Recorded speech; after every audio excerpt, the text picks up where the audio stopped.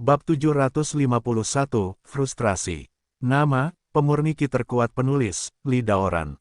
Plus matikan mengatur ulang. Selanjutnya lelang akan dilanjutkan. Setiap kali Jude Law mengeluarkan barang lelang, pasti menimbulkan sensasi di aula. Karena semuanya sangat langka dan sangat berharga. Tentu saja permata dan liontin giok berikut ini tidak sebanding dengan permata prisma warna-warni itu. Tapi harga lelang pokoknya sampai 100 juta. Satu demi satu, Qin Lang tampak gugup dan diam-diam menghitung total harga barang lelang yang terjual. 4 miliar, keluarga Qin mereka sangat membutuhkan 4 miliar untuk merevitalisasinya. Jangan khawatir, di tas penyimpanan itu tidak ada 100 buah permata, tapi 50 buah. 4 miliar sudah cukup, Fang Yu berkata, kami sekarang menggunakan perahu jerami untuk meminjam anak panah. Qin Lang mengangguk, dan Cao Chuan meminjam anak panah, memang benar demikian. Keluarga Tang tidak pernah menyangka bahwa keluarga Qin mereka akan mendapatkan banyak uang dengan cara ini, termasuk sebagian besar kontribusi mereka. Setelah Tang Chong memotret permata prisma berwarna-warni, dia tidak pernah menjual terlalu mahal. Dalam waktu sekitar beberapa saat, lelang tambahan juga selesai. Banyak orang langsung meninggalkan pasar, dan mereka yang berhasil dalam penawaran pergi ke ruang VIP di belakang panggung untuk membayar dan menerima barang penawaran. Fang Yu meminta Ye Sengshui meninggalkan aula terlebih dahulu. Dan dia dan Qin Lang telah duduk di kursi, menunggu sekelompok orang membayar. Sudah hampir waktunya sebelum saya datang ke ruang VIP di belakang panggung. Saat ini, Tang Chong masih berpegangan tangan dengan Lu Chuyue dan berada di ruang VIP. Selain mereka berdua, ada lebih dari selusin tamu di ruang VIP. Sampai saat ini, proses pembayaran pihak balai lelang hampir selesai. Tang Chong, yang sedang berbicara pelan dengan Lu Chuyue, memperhatikan Qin Lang yang masuk, dan wajahnya segera berubah. Dia mengangkat kepalanya dan menatap Qin Lang, tapi tidak berbicara. Qin Lang tidak bermaksud menyapa Tang Chong. Keluarga Qin dan keluarga Tang saat ini bahkan tidak perlu berpura-pura muncul ke permukaan, mereka benar-benar musuh yang mematikan. Qin Lang, apakah kamu berhasil menawar barang apapun? Tang Chong bertanya saat ini. Tidak, Qin Lang menggelengkan kepalanya. Pertunjukan bagus lainnya. Mereka yang telah melalui formalitas dan hendak pergi, melihat Tang Chong dan Qin Lang saling berhadapan, dan tetap berada di pinggir lapangan dalam diam. Lalu apa yang kamu lakukan di sini? Tang Chong memasukkan tangan kanannya ke dalam saku celananya dan bertanya dengan dingin. Masuk dan ambil uangnya. Qin Lang tidak berbicara, tapi Fang Yu di samping berkata. Tang Chong memandang Fang Yu, sedikit mengernyit, dan berkata kepada Qin Lang, bukankah kamu biasanya mendisiplinkan bawahanmu untuk memberitahu mereka kapan harus berbicara dan kapan tidak berbicara? Oh, apakah kamu masih bisa melarang orang lain berbicara? Fang Yu bertanya dengan cemberut. Tang Chong bahkan tidak melihat ke arah Fang Yu, masih menatap Qin Lang. Dalam kapasitasnya saat ini, berdebat dengan Fang Yu hanyalah penurunan harga. Pada saat ini, Lu Chuyue, yang berada di sebelah Tang Chong, memandang Fang Yu, dengan keraguan dan ketidakpedulian di matanya. Qin Lang, keluarga Qinmu telah memasuki hitungan mundur untuk runtuh. Aku benar-benar tidak tahu siapa yang memberimu keberanian untuk melompat ke hadapanku. Tang Chong melihat bahwa Qin Lang tidak berbicara sepanjang waktu, dan kemarahan di hatinya semakin kuat. Lagi pula, dia bisa saja membeli permata prisma warna-warni itu seharga 600 juta. Tapi spoiler Qin Lang menyebabkan dia membayar tambahan 200 juta secara gratis. Tapi sekarang, Qin Lang masih terlihat tidak takut. Seolah-olah dia bahkan tidak melihat keluarga Lu sama sekali. Qin Lang masih tidak berbicara.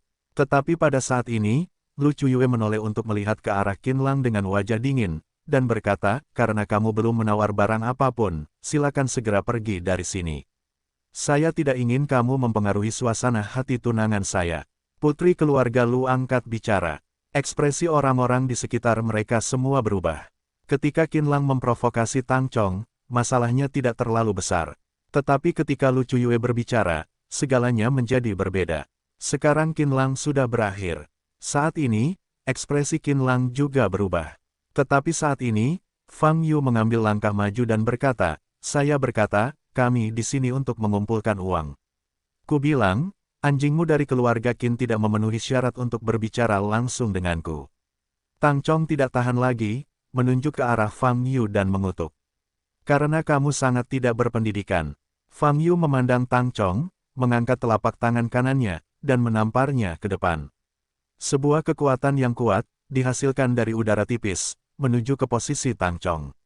Mata Lu Chuyue dingin, dan dia mengangkat tangannya ke depan untuk melepaskan energi aslinya. Ledakan, dengan suara keras, Lu Chuyue mundur selangkah, dan Tang Chong aman. Suara tiba-tiba dari para penonton itu mengejutkan. Kamu ingin melindunginya? Fang Yu bertanya pada Lu Chuyue.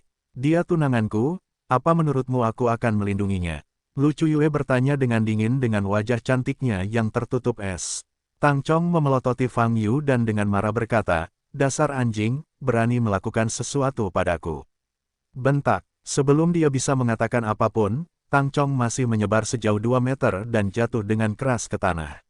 Wajah Lu Chuyue berubah drastis, melihat Tang Chong yang jatuh ke tanah. Tamparan ini untuk mendidikmu demi keluargamu. Fang Yu memandang Tang Chong yang jatuh ke tanah dan berkata dengan ringan. Tang Chong menutupi pipi kanannya, amarahnya membuatnya kehilangan akal sehat. Di depan kekasihnya, di depan banyak orang luar, ditampar dan ditampar seperti ini oleh orang lain. Bagi Tang Chong, yang sudah melayang ke langit akhir-akhir ini, itu adalah hal yang tidak bisa diterima. Tang Chong mengeluarkan raungan marah di tenggorokannya, berjuang untuk bangun, dan bergegas menuju Fang Yu. Namun saat ini, sesosok muncul di hadapannya dan memeluknya. Itu adalah Lu Chuyue. Chong, tenanglah, kata Lu Chuyue lembut. Tang Chong memegangi pipi kanannya, mulutnya berdarah, matanya memerah, dia menatap Fang Yu, terengah-engah. Jika kamu tidak menerima disiplin, jika kamu tidak menerimanya, aku tidak keberatan memberikannya lagi kepadamu, kata Fang Yu. Lu Chuyue tiba-tiba mengangkat kepalanya dan menatap Fang Yu, matanya sangat dingin. Saya harap Anda tahu harga yang harus Anda bayar untuk melakukan ini. Lu Chuyue berkata dengan dingin.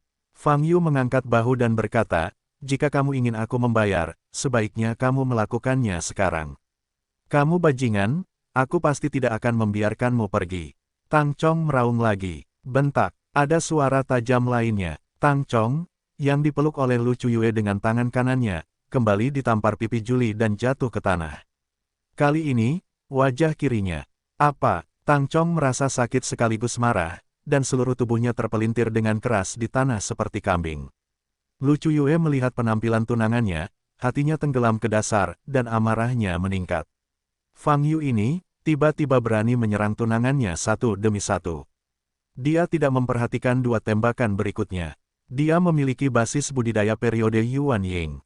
Dalam keadaan normal, dia seharusnya memperkirakan pihak lain akan melakukannya.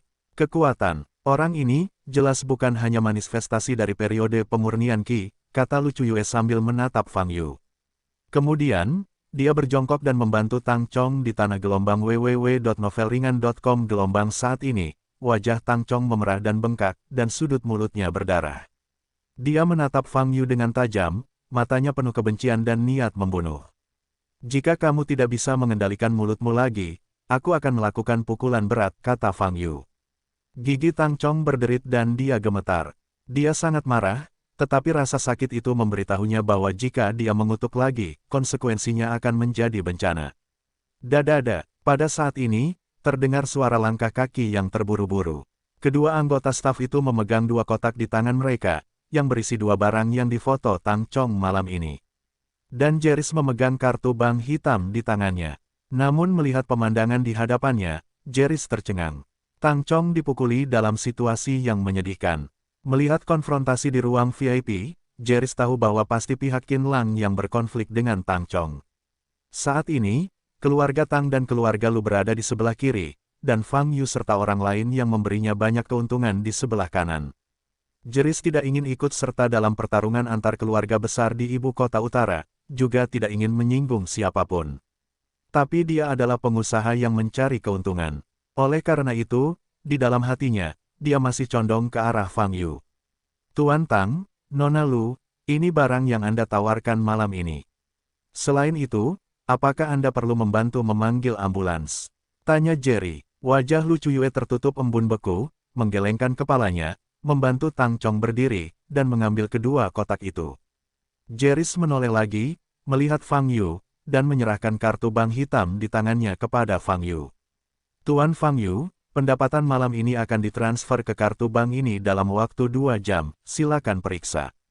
Jeris berkata dengan hormat. Melihat pemandangan ini, semua orang yang hadir tercengang. Apa artinya? Mengapa Jeris, yang mewakili rumah lelang Floh, memberikan kartu bank kepada Fang Yu? Fang Yu berbalik dan menyerahkan kartu bank kepada Qin Lang. Berapa banyak yang bisa kita terima? Fang Yu bertanya pada Jeris. Ini angka yang sangat besar. Setelah dikurangi biaya penanganan dan pajak, masih ada lebih dari 4,16 miliar yuan. Jeris merendahkan suaranya dan berkata dengan penuh semangat. Oh, itu sudah cukup. Fang Yu mengangguk, tanpa banyak ekspresi. Saat Jerry melihat ekspresi Fang Yu, matanya berubah. Dengan jumlah yang begitu banyak, kebanyakan orang mendengarnya, belum lagi mereka pingsan karena kegirangan, dan mereka tidak begitu tenang. Dan penampilan Fang Yu hanya menunjukkan bahwa dia mungkin memiliki kekayaan yang jauh lebih besar daripada angka ini. Tamu ini tidak boleh tersinggung. Ada banyak peluang kerjasama di masa depan. Saat ini, sekelompok orang di sekitar tercengang. Meski Jeris merendahkan suaranya, semua orang bisa mendengarnya dengan jelas karena ruang VIP sangat sepi. Lebih dari 460 juta. Jumlah ini terlalu besar bukan? Apa hubungan pemuda ini dengan lelang Floh? Tang Chong dan Lu Chuyue juga menatap Fang Yu. Terutama Tang Chong, dengan mata terbuka lebar saat ini, matanya dipenuhi keraguan. Sepertinya kalian berdua sangat penasaran. Lalu aku akan memberitahumu dari mana uang itu berasal. Fang Yu tersenyum. Semua barang lelang pada lelang tambahan malam ini berasal dari tangan Anda sendiri. Mendengar kata-kata ini, terjadi keributan di ruang VIP. Penjual misterius itu sebenarnya adalah Fang Yu di depannya. Tidak heran Jeris memperlakukannya dengan sangat hormat. Mata Tang Chong melebar dan otaknya kosong. Karena uangnya sudah diterima, ayo, pergi. Fang Yu berkata pada Qin Lang di samping. Bagus. Qin Lang mengangguk. Begitu dia berbalik, Fang Yu memikirkan sesuatu lagi, berbalik, dan berkata kepada Tang Chong yang dalam keadaan linglung, ya, terima kasih atas 800 juta Anda telah banyak membantu. Jika kurang dari 200 juta, itu tidak benar. Mudah ditangani. Setelah berbicara, Fang Yu menepuk bahu Qin Lang dan meninggalkan ruang VIP bersama. Ruang VIP masih sunyi. Selain pendapatan lebih dari 4 miliar yuan, para penonton bahkan lebih terkejut lagi dengan kepergian Fang Yu yang mengejutkan. Ketika Lu Chuyue membuat Tang Chong terlihat seperti ini, baru saja pergi. Entah itu keberanian atau latihan, dia adalah pria yang galak. Fang Yu. Lebih dari selusin orang yang hadir semuanya mengingat nama ini. Saat ini, Tang Chong masih menatap. Tadi malam, dia mendengar ayahnya berkata bahwa keluarga Qin sudah meninggal dan kekurangan dana dalam jumlah besar. Tapi hari ini, Qin Lang pergi dengan lebih dari 4 miliar. Di antaranya, dia telah menyumbang 800 juta. Dia ingin memahami segalanya. Tidak heran Qin Lang ingin menaikkan harga bersamanya, karena dia sendirilah penerima manfaatnya. Semakin banyak Tang Chong memikirkannya, semakin berat napasnya. Memikirkan kesombongan Fang Yu barusan, memikirkan ekspresi jelek wajahnya ketika dia mendaratkan Chuyue, memikirkan keluarga Qin diselamatkan. Engah, untuk sesaat, hati Tang Chong bercampur dengan 5 rasa, yang berubah menjadi seteguk darah dan pingsan. Lu Chuyue memeluk Tang Chong, wajahnya pucat. Nona Lu, apakah Anda memerlukan bantuan? Saat ini, orang di sebelahnya merasa tidak baik untuk menonton, jadi dia bertanya dengan hati-hati. Turun, Lu Chuyue berkata dengan dingin, dan cahaya kuning bersinar dari tangan kanannya, menekan dada Tang Chong. Kemudian, dia memeluk Tang Chong dan berjalan perlahan keluar. Saat dia berjalan, dia mengeluarkan ponselnya dan memutar nomor. Paman Liang, bantu aku membunuh seseorang. Lu Chuyue berkata dengan tatapan mematikan ke telepon. Saudari, keluarga Qin kami, telah diselamatkan. Dalam perjalanan keluar aula, Qin Lang memanggil Qin Yimo. Petik 2. Menjualnya, Qin Yimo menekan kegembiraan di hatinya dan bertanya. Yah, totalnya ada lebih dari 4,16 miliar. Qin Lang berkata dengan penuh semangat, dana ini cukup untuk mengisi kesenjangan dalam rantai modal kita. Petik 2.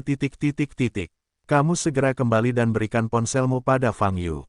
Aku ingin berbicara dengannya beberapa patah kata, kata Qin Yimo. Fang Yu mengambil telepon gelombang www.novelringan.com gelombang Fang Yu, saya tahu bahwa terlalu banyak terima kasih tidak ada artinya, tetapi saya masih ingin mengucapkan terima kasih, dan ketika saya menangani masalah ini, saya akan berterima kasih secara langsung. Selain itu, kami pasti akan mengembalikan uang ini perlahan-lahan, kata Qin Yimo, sedikit tercekat. Dia telah menghadapi begitu banyak kesulitan akhir-akhir ini sehingga dia hampir tidak dapat mengatasinya. Tetapi saat ini, Fang Yu yang mengambil gambar lagi dan membantunya menyelesaikan krisis tersebut. Inilah yang aku janjikan pada kakekmu. Anda dapat menerimanya dengan tenang. Fang Yu berkata dengan ringan. Setelah menutup telepon, Qin Lang pergi dengan kartu bank. Fang Yu dan Ye Sengshui berjalan perlahan pulang di sepanjang jalan. Sepanjang jalan, keduanya mengobrol tanpa kata. Butuh waktu hampir 40 menit. Kedua orang itu sampai di Danau Dongtian, dan mereka harus berjalan 10 menit lagi untuk mencapai pintu rumah. Tuan Fang, saya belum pernah memiliki kesempatan sebelumnya. Sekarang saya ingin memberitahu Anda sesuatu tentang apa yang saya lihat di Sekte Iblis selama saya berada di bawah kendali. Bolehkah? Ye Sengshui memandang Fang Yu dan berkata dengan lembut, tentu saja, tapi ini masih belum waktunya. Seseorang akan mendatangi kita, kata Fang Yu sambil berbalik dan melihat ke belakang. Ada trotoar di belakang, dan saat ini tidak ada orang. Ye Sengshui mengerutkan kening dan hendak bertanya. Tetapi saat ini, dia merasakan angin dingin yang menggigit di atas kepalanya. Panggilan. Begitu Ye Sengshui mengangkat kepalanya, dia melihat seorang pria berpakaian hitam di udara, memegang kapak besar di kedua tangannya, dan membantingnya ke bawah. Kemudian Ye Sengshui merasakan kekuatan yang sangat besar dan mendorongnya menjauh. Fang Yu mengangkat tangan kanannya dan langsung meraih kapak tajam yang telah hancur. Engah, trotoar di bawah kaki Anda langsung runtuh. Fang Yu meraih kapak besar itu dengan satu tangan dan menatap pria berpakaian hitam di atas. Pria berpakaian hitam menutupi wajahnya dan hanya memperlihatkan sepasang matanya. Selain nyeri, matanya penuh dengan niat membunuh. Sepertinya aku baru saja memprovokasi orang di pelelangan. Fang Yu berkata sambil tersenyum tipis. Sebelum kata-katanya terucap, pria berbaju hitam itu membanting tangannya, mencoba mengangkat kapaknya lagi. Tapi Fang Yu memegang kapak dengan kuat di tangannya, tidak bergerak. Mata pria berpakaian hitam itu sedikit berubah, tangannya memadatkan energi sebenarnya. Panggilan, seluruh kapak tiba-tiba menyulut api emas. Tangan kanan Fang Yu juga terbakar api. Jejak lelucon muncul di mata pria kulit hitam itu. Namun detik berikutnya, dia merasakan kekuatan besar datang dari kapak, menariknya ke bawah. Ledakan, pria berbaju hitam itu bahkan tidak bereaksi dan melepaskan tangannya, seluruh orang itu jatuh ke tanah, dan debunya pecah. Fang Yu berdiri di tempat, memegang kapak dan menariknya kembali. Kali ini, pria berkulit hitam tidak bisa lagi menahan kekuatan yang kuat, dan Fang Yu menangkap seluruh kapak. Karena berada di luar kendali pria berbaju hitam, nyala api di kapak menghilang. Fang Yu mendekatkan kapaknya, dan dia bisa melihat kapak berwarna tembaga hitam itu diukir dengan kata Lu. Benar saja, itu adalah pembunuh yang dikirim oleh keluarga Lu. Dan pria berbaju hitam di depannya hanya memiliki basis budidaya Yuan Yingqi, yang sebanding dengan Lu Chuyue, putri dari keluarga Lu. Nona Anda tidak baik, dia tidak melakukan apapun terhadap saya sekarang. Sekarang Anda dikirim untuk menguji kekuatan saya. Bukankah ini membuat Anda mati sia-sia? Kata Fang Yu. Pria berbaju hitam berdiri, sorot mata Fang Yu telah berubah. Meski masih penuh niat membunuh, ada sedikit rasa ngeri. Kekuatan Fang Yu benar-benar melebihi ekspektasinya. Tapi bagaimanapun juga, Fang Yu harus mati. Ini perintah Nona, harus diselesaikan. Berdiri di tempat, pria berbaju hitam mengangkat tangannya dan mencubit segel yang sangat rumit itu. 10 jari tangannya seperti kuas, bersinar dengan cahaya kuning samar, meninggalkan guratan cemerlang di udara. Di saat yang sama, hembusan nafas perlahan naik. Hantu seperti harimau, pria berbaju hitam itu meraung dan mendorong tangan kanannya ke depan. Aum, raungan harimau terdengar, dan seekor harimau besar dengan cahaya kuning samar di sekujur tubuhnya bergegas menuju Fang Yu. Ki sejati, menarik. Fang Yu berdiri di sana, menghadap harimau yang melompat, mengepalkan tangan kanannya. Saat ini, hantu itu seperti serigala, mendorong ke depan dengan tangan kanannya, seekor serigala melolong dengan serigala panjang menerkam ke arah Fang Yu. Ledakan, pada saat ini, harimau ganas yang terkondensasi dalam ki sejati di depannya telah diledakkan oleh Fang Yu. Energi kemarahan yang sangat besar dan terkompresi meledak dalam sekejap, dan kekuatannya sangat menakjubkan. Jalan di samping trotoar, beserta pagar pembatas di tepi danau, diledakkan. Serigala jahat yang bergegas menuju Fang Yu semuanya terkesan dengan ledakan itu, dan seluruh tubuhnya berkedip-kedip dan hampir roboh. Orang yang paling terkena dampaknya adalah pria berbaju hitam yang dengan cepat melukis dengan tangannya. Karena dia sepenuhnya fokus pada uap sebenarnya di depannya, dia tidak punya waktu untuk bertahan. Akibatnya, energi yang menyebalkan itu meledak di depannya, menghantamnya dengan keras. Engah, pria berpakaian hitam itu memuntahkan seteguk darah, dan seluruh tubuhnya terlontar ke belakang seperti bola meriam, jatuh ke tanah sejauh 30 meter, dan berguling beberapa kali sebelum berhenti. Ye Sengshui di belakang menggunakan Bing Xin Jue untuk menahan benturan. Fang Yu bergerak dan terbang menuju tempat pria berbaju hitam itu jatuh ke tanah. Dalam perjalanan, Fang Yu dengan lancar meledakkan serigala jahat yang berhenti di tempatnya karena dampaknya. Semburan lain dari penyebaran ki sejati. Setelah itu, Fang Yu terjatuh di depan pria berbaju hitam yang jatuh ke tanah. Di mana kamu mempelajari teknik ini?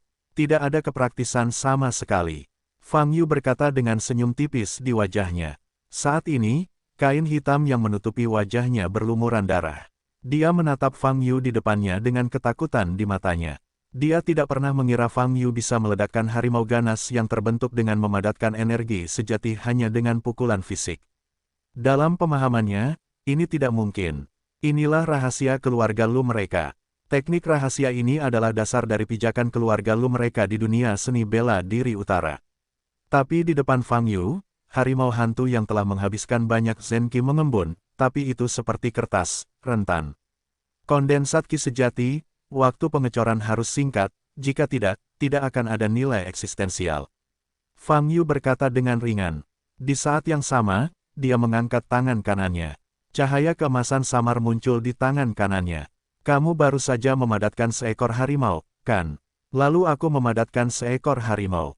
Fang Yu menyipitkan mata sedikit, mengulurkan jari telunjuknya dengan tangan kanannya, dan menggambar lingkaran di udara.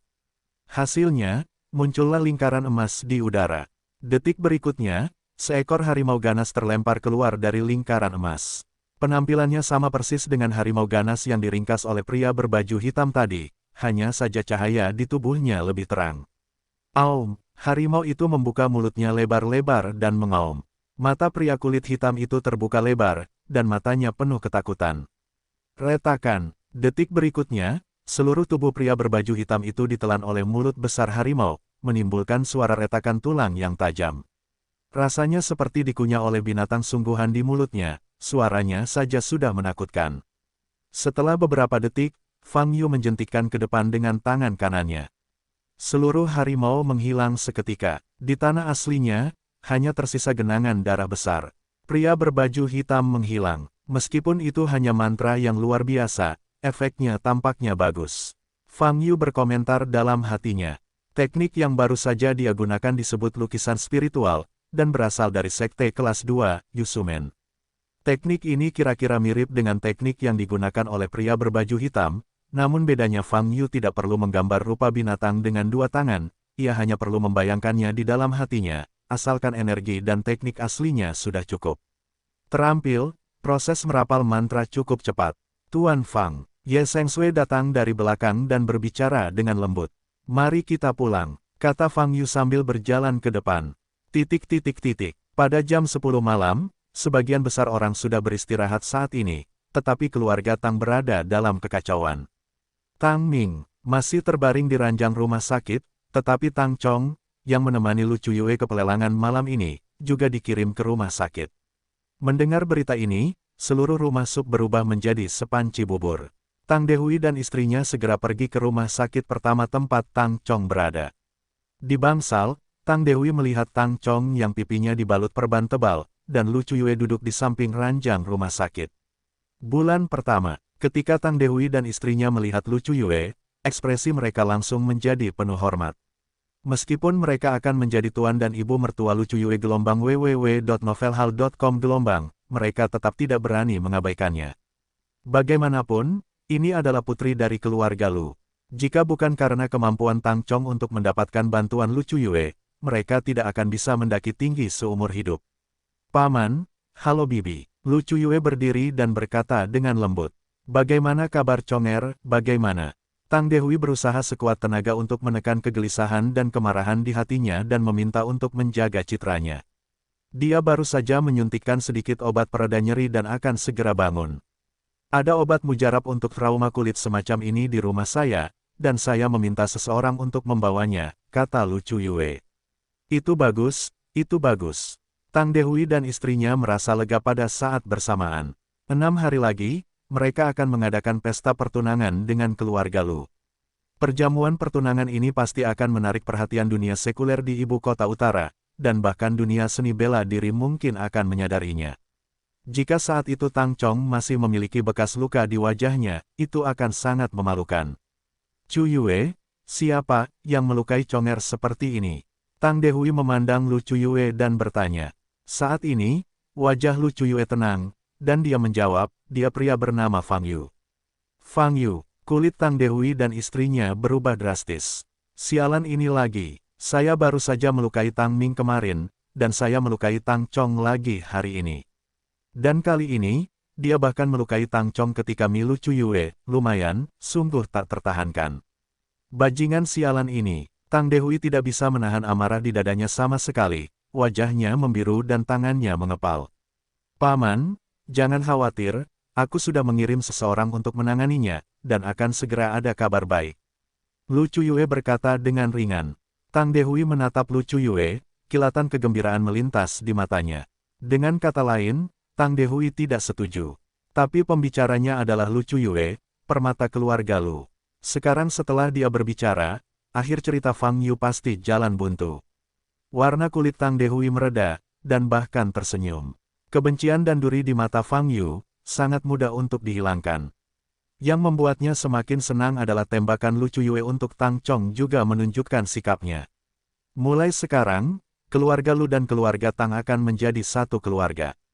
Ini adalah kabar baik terbesar. Masalahmu, Chuyue, Tang Dehui berkata, kita seharusnya melakukan hal seperti ini. Tidak apa-apa, Paman. Tang Chong adalah tunanganku, dan kita akan menjadi satu keluarga di masa depan. Semua orang melakukan hal yang sama. Jawab Lu Chuyue. Pernyataan ini memberi dorongan pada Tang Dehui dan Jiang Heiwei. Pasangan itu saling memandang dengan senyuman di mata mereka. 10 menit kemudian, pintu bangsal diketuk. Seorang pria berjubah hijau masuk ke bangsal dengan botol obat kecil di tangannya. Nona, ini krim debridemen yang Anda inginkan. Pria itu menundukkan kepalanya dan dengan hormat memberikan botol obat itu kepada Lu Chuyue. Lu Chuyue mengambil botol obat, berjalan ke tempat tidur, dan mengulurkan tangannya untuk melepaskan perban di wajah Tang Chong. Chun Yue, ayo, atau biarkan perawat di bangsal yang melakukannya. Tang Dehui bertanya. Tidak, Paman, biarkan aku ikut, kata Lu Chuyue. Setelah itu, Lu Chuyue perlahan membuka perban di wajah Tang Chong, memperlihatkan pipi bengkak berwarna biru dan ungu. Tang Chong saat ini tidak lagi terlihat ganteng dan ganteng di hari biasa. Melihat wajah ini, Tang Dehui dan istrinya terguncang, dan kebencian Fang Yu menjadi lebih dalam. Namun, melihat Lu Chuyue dengan hati-hati dan penuh perhatian mengoleskan salep pada luka Tang Chong, mereka sangat lega. Segera, mereka akan menjadi keluarga nyata dengan keluarga Lu. Dan Fang Yu akan menghilang selamanya setelah malam ini. Mereka tidak perlu marah pada orang yang sudah meninggal, dan merencanakan dengan hati-hati bagaimana keluarga Tang akan menetap di keluarga pertama di dunia sekuler ibu kota utara, adalah cara yang benar. Segera, Lu Chuyue mengoleskan salep ke Tang Chong dan membalut kembali perbannya.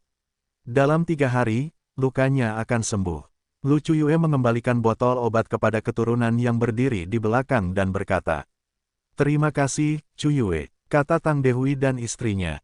Pada saat ini, Lu Chuyue sedikit mengernyit di daun willownya. Saat itu pukul 10.40 larut malam. Seharusnya ada kabar dari Paman Liang. Namun sampai saat ini saya belum mendapat informasi apapun. Mungkinkah, Lu Chuyue tidak menutup kemungkinan kegagalan dalam pembunuhan ini. Tetapi bahkan jika pembunuhan tersebut gagal, dalam kasus terburuk, Paman yang baik memiliki kemampuan untuk mundur. Tapi sejauh ini belum ada kabar, ada apa? Lu Chuyue melihat waktu itu, mengerutkan kening semakin dalam. Setelah itu, dia mengeluarkan ponselnya dan melihatnya, tetapi tidak menerima pesan teks atau panggilan apapun. Situasinya kurang tepat. Lu Chuyue membuka buku telepon dan hendak menelepon. Saat ini, ada panggilan telepon masuk. Ada apa? Lu Chuyue bertanya dengan perasaan tidak jelas di hatinya. Sedikit, Nona, saudara Liang, sudah meninggal. Suara gemetar terdengar di telepon.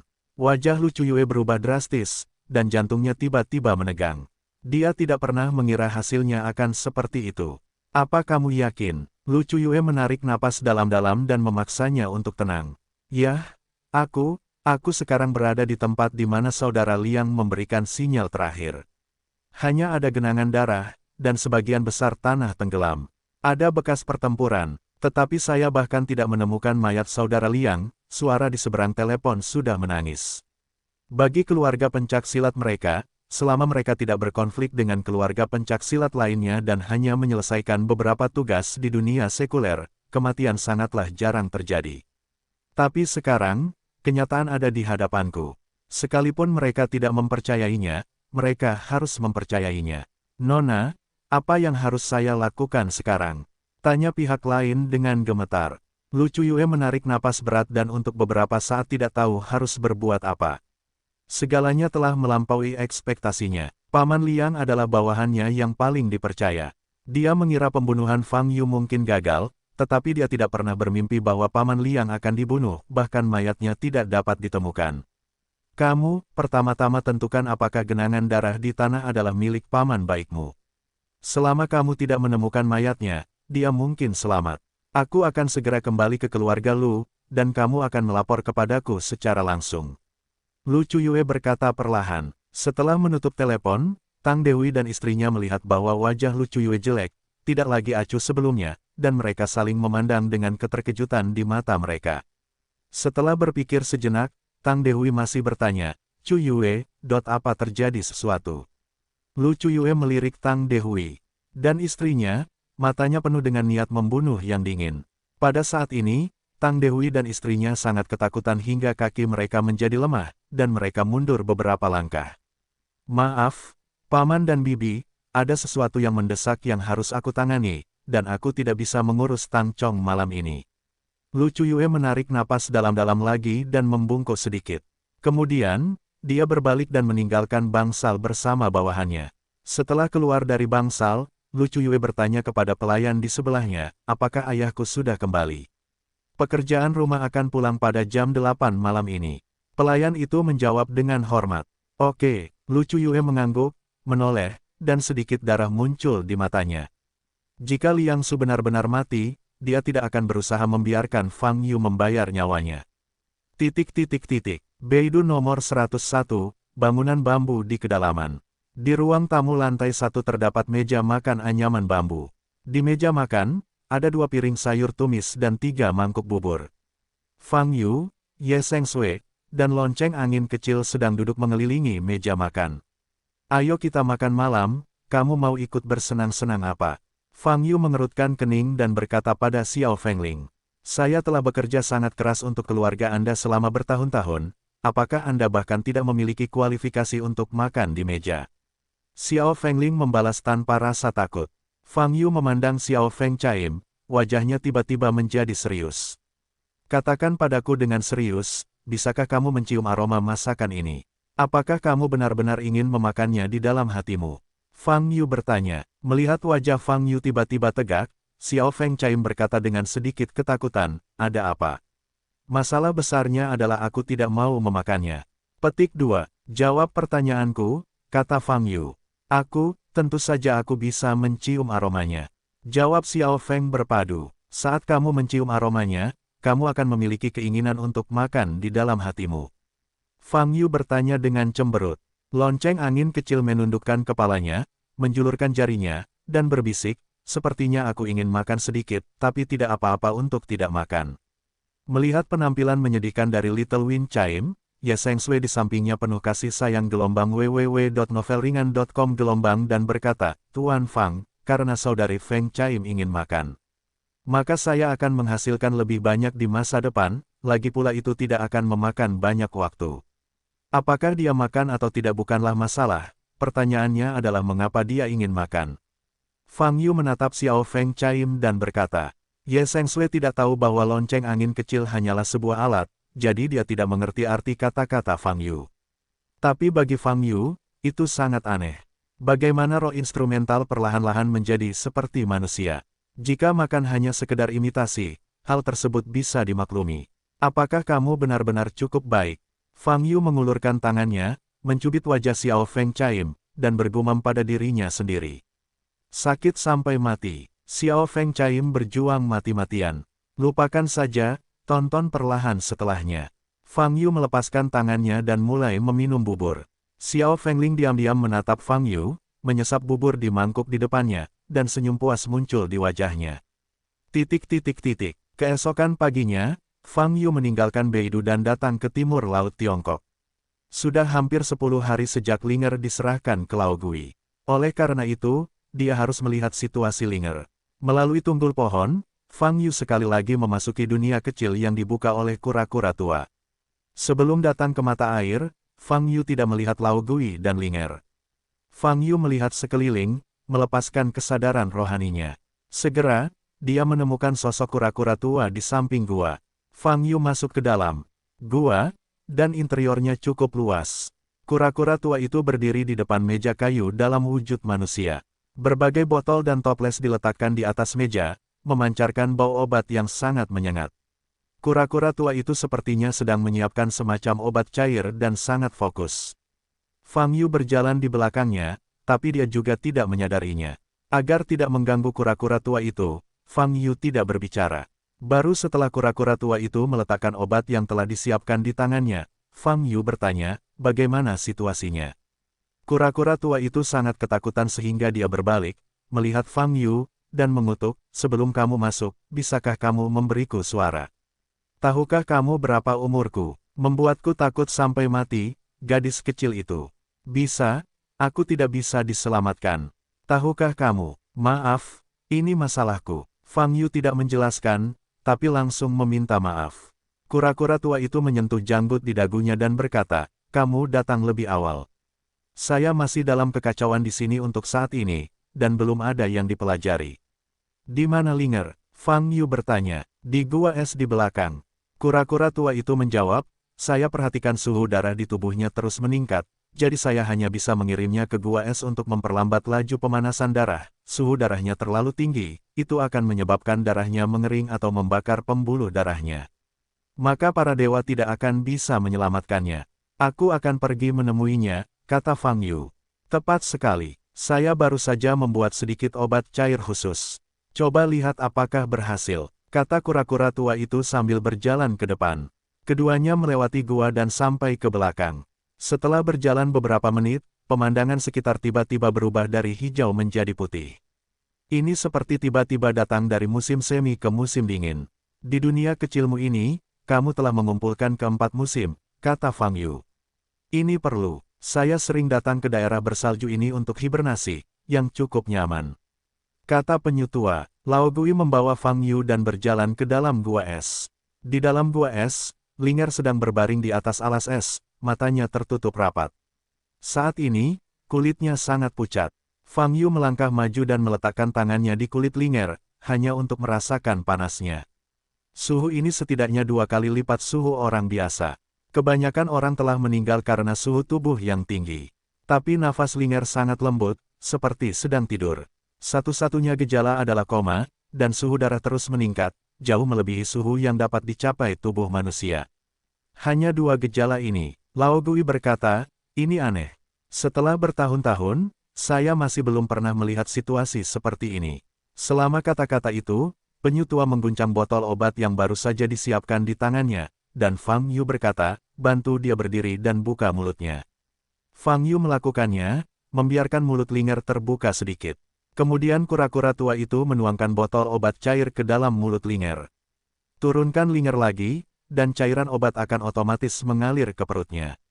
Obat apa ini? Fang Yu bertanya. Itu digunakan untuk mendinginkan, tapi belum tentu berguna. Saya bahkan berpikir dalam situasinya, obat oral sudah tidak berguna lagi. Lao Gui berkata, jika tidak berhasil, itu hanya bisa dipercepat, dan itu harus sesuai dengan suhu darahnya. Sebelum menjadi terlalu tinggi untuk dikendalikan, saya menemukan akar penyebab darahnya memanas. Fang Yu mengangguk. Apakah ada yang bisa saya bantu? Fang Yu bertanya. Untuk saat ini belum, tapi aku harus memberitahumu bahwa untuk mengetahui kondisi fisiknya, 10 hari mungkin tidak cukup. Mungkin butuh sebulan, mungkin 2 bulan. Lao Gui berkata, atau, sampai dia tidak ada cara untuk menemukan penyebab kematiannya. Anda harus siap mental. Yah, aku tahu. Fang Yu menjawab, tetapi untuk suhu tubuhnya, mengapa kamu tidak bisa menggunakan truki untuk memadatkan energi dingin ke dalam tubuhnya untuk mendinginkannya? Ini sama sekali tidak mungkin, karena meridian di tubuhnya sekarang berada dalam kondisi yang sangat kacau. Masuknya ki sejati dari luar dapat menyebabkan meridiannya pecah. Dengan cara ini, kondisinya akan menjadi lebih serius. Kata kura-kura. Fang Yu mengetahui pengetahuan medis kura-kura tua itu, jadi dia mengangguk dan tidak berkata apa-apa lagi. Kalau begitu aku pergi dulu, kata Fang Yu.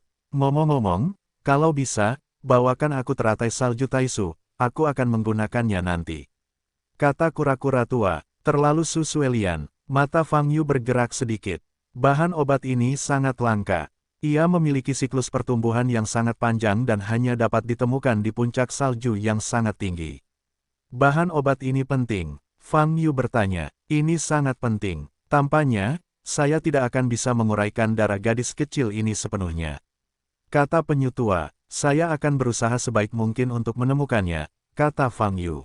Setelah beberapa menit, Fang Yu meninggalkan dunia kecil dan langsung menggunakan cincin halus untuk berteleportasi ke villa hutan tersembunyi di bagian paling utara ibu kota utara. Entah itu teratai salju yang terlalu sederhana atau pertanyaan lain, Fang Yu perlu bertanya pada Huaixu tentang situasinya. Fang Yu datang ke bangunan kayu kecil tempat dia minum teh terakhir kali, tetapi tidak melihat Huaixu. Jadi Fang Yu duduk di bangku sendirian, menunggu dengan tenang. Di desktop di depannya, tanda air tiba-tiba muncul, dan tanda air itu perlahan mengembun menjadi sebuah kalimat. Silakan tunggu beberapa saat. Fang Yu duduk di bangku di Xiaomulou, melihat pemandangan di luar, matanya sedikit bergerak. Kemarin, dia belajar banyak tentang sekte iblis dari mulut Ye Sengshui. Setelah mendengarkannya, dia menyadari bahwa sekte iblis tidak sesederhana yang dia kira. Di seluruh sekte mereka saat ini dengan antusias berfokus pada satu hal. Pemulihan. Ye Sengshui mengatakan bahwa dia tidak tahu persis apa yang harus disadarkan, tetapi dia sering mendengar istilah ini selama dia tinggal di sekte iblis. Dan di dalam sekte iblis, beberapa hal kejam yang menjijikkan memang sedang terjadi. Mereka sering menangkap sekelompok besar orang dan mengirim mereka ke ruang bawah tanah. Kemudian, akan terdengar jeritan mengerikan di ruang bawah tanah, dan auman beberapa monster. Namun mengendalikan keberadaan pikiran Ye Sengshui tidak pernah membiarkan Ye Sengshui mendekati ruang bawah tanah. Oleh karena itu, Ye Sengshui tidak tahu apa yang tersembunyi di ruang bawah tanah. Beberapa waktu lalu, sebelum bertemu dengan Fang Yu, ia melihat sosok yang tak terlupakan dalam hidupnya. Setan yang nyata, penampilannya persis sama dengan iblis legendaris, kepalanya mirip tengkorak, ditutupi lapisan kulit kering berwarna biru kehijauan yang keriput. Mengenakan jubah, ia berjalan ke ruang bawah tanah. Setelah sekitar 3 hari, ia keluar lagi dari ruang bawah tanah. Saat ini, ukuran iblis ini beberapa kali lebih besar daripada saat dia masuk. Sekelompok anggota sekte iblis berkumpul di sekitarnya dengan tatapan hingar-bingar. Kemudian, iblis itu berbicara, dan mengatakan sesuatu dengan suara yang sangat mengerikan. Torennya datang, kami akan pulih. Fang Yu sangat ragu dengan ingatan yang dijelaskan Ye Sengshui. Pemulihan, kata itu terlalu sering muncul akhir-akhir ini. Pertama adalah kebangkitan yang abadi gelombang www.novelringan.com gelombang dan kemudian aliran Daokong yang disebutkan di atas semakin dekat dan kemudian, kebangkitan sekte iblis sekarang. Ras alien ini tampaknya memiliki konsensus. Itu adalah keberadaan tertentu yang akan pulih. Semburan mulut mereka, ada apa? Pada saat ini, Fang Yu tiba-tiba teringat bahwa dia telah pergi ke ujung utara sebelumnya, jauh di dalam perbatasan yang dijaga oleh klan Blizzard, suara aneh yang dapat mengendalikan emosi monster itu. Fang Yu memiliki intuisi tentang apa itu terjadi di dunia ini di sisi lain yang tidak bisa dilihat manusia. Kalau tidak, mustahil menjelaskan berbagai fenomena aneh yang ditemui selama setahun terakhir. Ditunggu, suara Huaixu datang dari luar. Fang Yu pulih, Huaixu sudah duduk di depannya, membuat teh.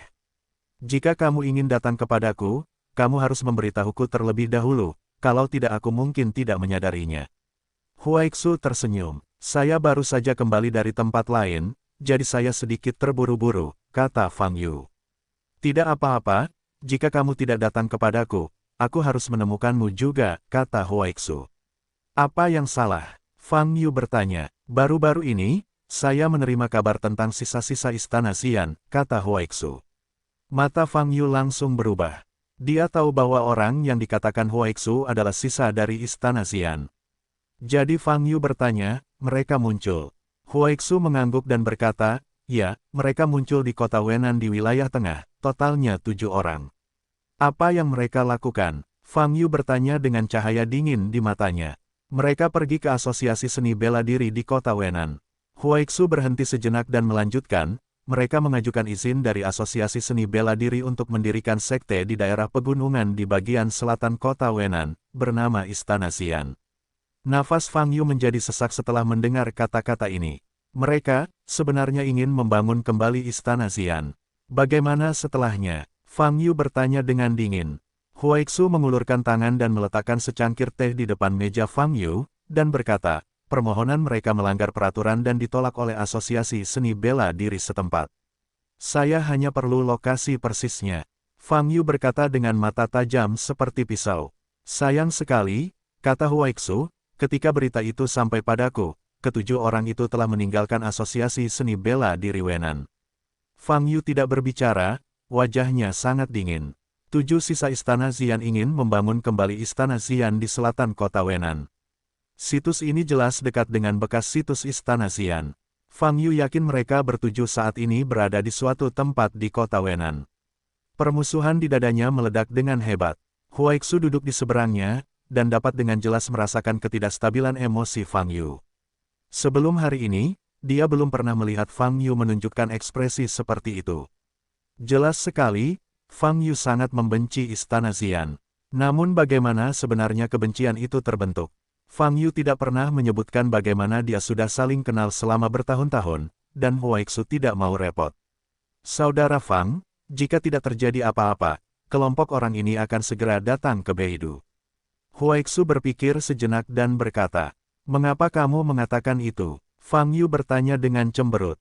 Menurut peraturan saat ini, jika Anda ingin mengajukan permohonan pendirian sekte, asosiasi 5 tingkat seperti asosiasi Wenan Budo tidak memenuhi syarat untuk mendapatkan persetujuan. Huaixu berkata, jika mereka ingin lulus lamaran, mereka harus mendaftar ke asosiasi tingkat kedua, yaitu Beidou. Aplikasi asosiasi Budo. Dengan kata lain, jika mereka ingin mendirikan sekte di jalan yang benar, mereka harus datang ke Beidou. Jadi, kamu tidak perlu khawatir, mereka akan datang ke rumahmu. Aku akan segera memberitahumu. Mata Fang Yu bergerak sedikit, dengan paksa menekan rasa permusuhan di dadanya, dan dengan cepat menjadi tenang. Sisa-sisa istana Xian sempat bersembunyi sebelumnya, namun kini mereka berani tampil angkuh, bahkan ingin membangun kembali istana Xian. Jelas, mereka pasti memiliki kepercayaan, berpikir bahwa meskipun Fang Yu datang ke pintu, mereka tidak perlu takut.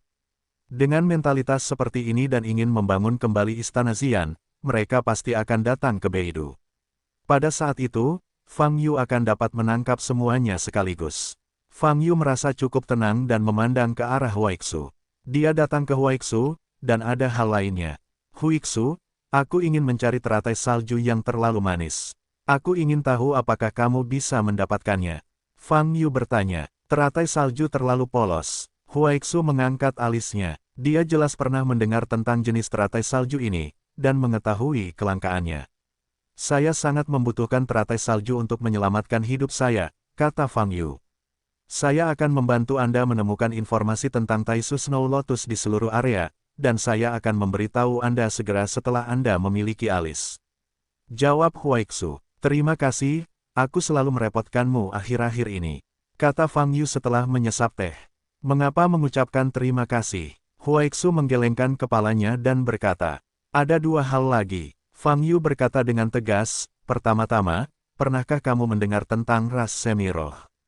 Mendengar kata-kata ini, wajah Huaixu sedikit berubah.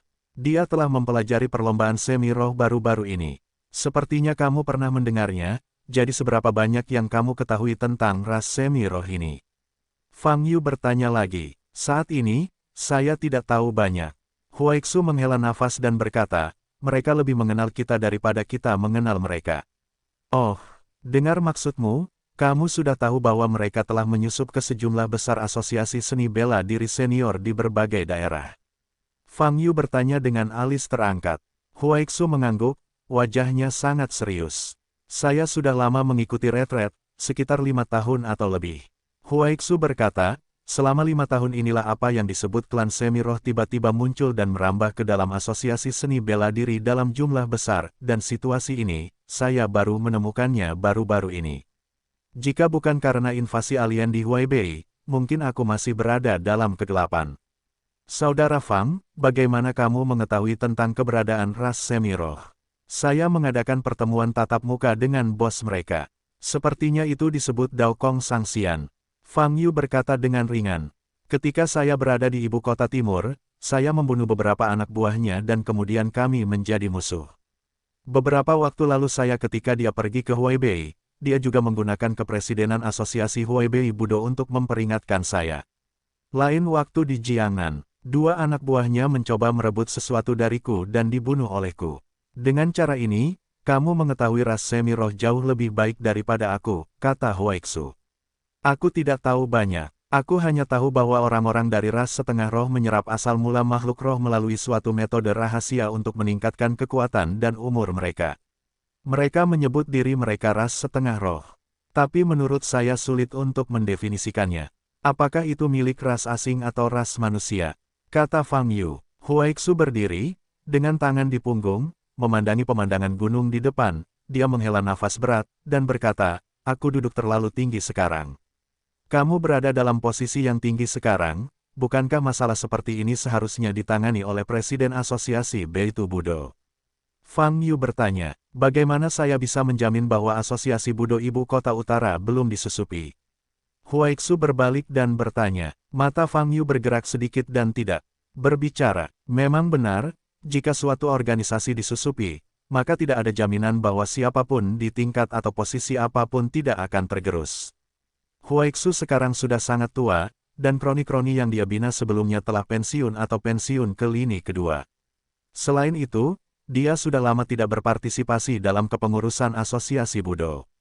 Dengan cara ini, situasinya benar-benar di luar kendalinya. Sekarang, selain status dan nama yang menakutkan, dia tidak tahu berapa banyak kekuatan sebenarnya yang tersisa. Penetrasi ras semi-spirit jelas sudah cukup tinggi. Jika ini terus berlanjut, asosiasi seni bela diri di seluruh wilayah akan dikendalikan oleh klan semi-roh. Konsekuensinya sangat buruk jika langkah ini dilakukan. Saat ini, kita harus menemukan cara untuk melenyapkan asosiasi Budo. Huaixu mengerutkan kening, memikirkan tindakan balasan. Fang Yu selalu enggan untuk berpartisipasi dalam organisasi semacam itu, terutama asosiasi Budo, yang mirip dengan aliansi benar tahun ini. Dia bahkan kurang tertarik, tapi Huaixu banyak membantunya. Untuk sopan santun, Fang Yu masih bertanya, jika kamu butuh bantuan, kamu bisa bicara. Mendengar kata-kata ini, dia tiba-tiba mengangkat kepalanya dan menatap Fang Yu. Saudara Fang, jika kamu bersedia membantuku, aku benar-benar tidak tahu bagaimana harus berterima kasih atas kebaikanmu yang besar. www.novelringan.com kata Huaixu. Terima kasih atau apapun, kamu bisa memberitahuku apa aku ingin melakukannya dulu. Fang Yu berkata tanpa daya. Dia sangat jelas tentang menjadi seorang laki-laki. Jelas, sejak awal, Huaixu berencana untuk meminta bantuannya. Apa yang saya katakan sebelumnya adalah separuh perasaan sebenarnya, dan separuh lainnya adalah akting. Silakan masuk ke dalam guci. Pohon yang telah terkorosi oleh ngengat tidak dapat menghilangkan ngengat dengan sendirinya, kata Huaixu, hanya dengan bantuan kekuatan eksternal, ngengat di dalam tubuhnya dapat dihilangkan. Petik 2. Situasi saat ini dari asosiasi Budo juga sama. Kita harus membersihkan bagian dalam dan jangan pernah menggunakan orang dalam. Jadi, Saudara Fang, saya membutuhkan Anda, sebagai orang luar, untuk masuk ke dalam dan membereskan semuanya.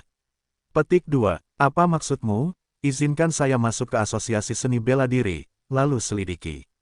Fang Yu mengangkat alisnya dan bertanya.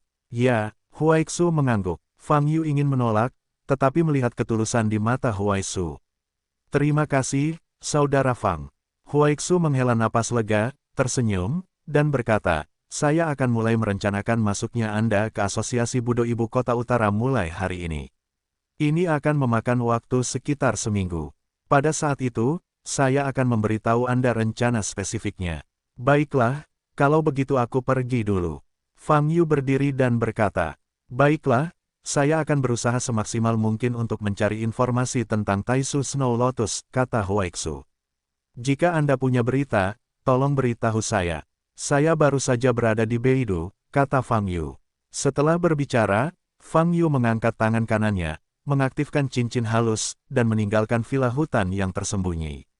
Huaixu memandangi pegunungan dan dataran di depannya dengan tangan di belakang punggung. Mata yang jernih dan energi menunjukkan semburan cahaya yang tajam saat itu jam 10 pagi dan matahari bersinar terang. Lonceng angin kecil membawa Ye Sengshui berkeliling seluruh mansion untuk membiasakannya dengan situasi internal. Sebelum Fang Yu tiba di mata air jernih di bagian terdalam mansion, dia memeriksa pertumbuhan buah belimbing. Sejauh ini ide Fang Yu sangat sukses. Setelah biji belimbing terkubur di dasar mata air Zhenghong menjadi sumber kehidupan. Sungai-sungai kecil dan aliran air yang mengalir dari sumber kehidupan menyuburkan seluruh tanah di seluruh rumah, dan kekayaan nafas kehidupan masih terus bertambah seiring dengan tumbuhnya biji belimbing uluh. Seberapa jauh rumahku bisa berkembang di masa depan? Fang Yu sudah menikmati masa depan. Saat ini, ponsel Fang Yu berdering. Fang Yu menjawab telepon. Setelah mendengar apa yang dikatakan pihak lain, Fang Yu menyipitkan mata sedikit, dan seringai muncul di sudut mulutnya, dan berkata, biarkan mereka menunggu, dan saya akan segera lewat. 2 menit kemudian, Fang Yu datang ke rumah Qin. 2 jeep hitam diparkir di depan gerbang rumah Qin. Fang Yu berjalan langsung ke gerbang dan berjalan perlahan menuju bangunan utama di dalamnya. Saat ini, di lobi gedung utama. Banyak orang berdiri di aula, dan banyak orang duduk di sofa. Meskipun ada banyak orang, namun sangat sepi. Suasananya sangat khusyuk. Qin Yimo, dalam seragam kerja, sedang berbicara dengan seorang pria parubaya yang duduk di sofa seberang, wajahnya sangat jelek. Nona Qin, memikirkan tentang persahabatan antara kedua keluarga kita selama bertahun-tahun terakhir, saya tidak ingin membuat segalanya menjadi terlalu buruk. Tang Dehui agresif, dengan mata tajam, menatap Qin Yimo, dan berkata dengan sungguh-sungguh, kami menginginkanmu dari keluarga Qin sekarang. Sebuah sikap, kalau tidak, apa yang dilakukan Fang Yu hanya bisa diperhitungkan dalam keluarga Qinmu. Mertuaku juga sangat tidak bahagia sekarang, sebaiknya kau berpikir baik-baik. Banyak anggota inti keluarga Qin semuanya ada di aula. Qin Changlong dan Qin Jianjun menjadi pucat setelah mendengar kata-kata Tang Dehui, terutama sikap keluarga Lu. Keluarga Qin hanya menerima sejumlah besar uang tunai kemarin dan mempertahankan operasi normal rantai modal. Semua orang mengira keluarga Qin akan menjadi lebih baik setelah krisis ini. Saya tidak memikirkannya. Hari ini, keluarga Tang datang untuk bertanya kepada guru. Fang Yu melukai Tang Ming dan Tang Chong satu demi satu, terutama Tang Chong, ketika Lu Chuyue, putri keluarga Lu, terluka. Keluarga Qin memutuskan hubungan dengan Fang Yu dan mengakui keberadaan Fang Yu. Atau, Anda harus menahan amarah keluarga Tang dan keluarga Lu. Tang Dehui datang ke rumah Qin hari ini, dan dia ditemani oleh seseorang dari keluarga Lu. Hal ini memberikan tekanan. Penargetan dan blokade keluarga Tang terhadap keluarga Qin sebelumnya, dapat dikatakan sebagai perjuangan komersial yang relatif dangkal. Namun kali ini situasinya berbeda. Tang Ming dan Tang Chong terluka satu demi satu, dan mereka telah menyentuh skala negatif keluarga Tang. Kali ini, jika keluarga Qin tidak membersihkan hubungan dengan Fang Yu, mereka akan menyinggung keluarga Tang dan keluarga Lu. Mereka baru saja kembali dari tebing tempat dananya runtuh, dan tidak mau ke tebing lagi. Pada saat ini, Qin Changlong, Qin Jianjun, Qin Weihao berdiri di belakangnya, dan sekelompok besar anggota keluarga Qin semuanya menatap ke arah Qin Yimo.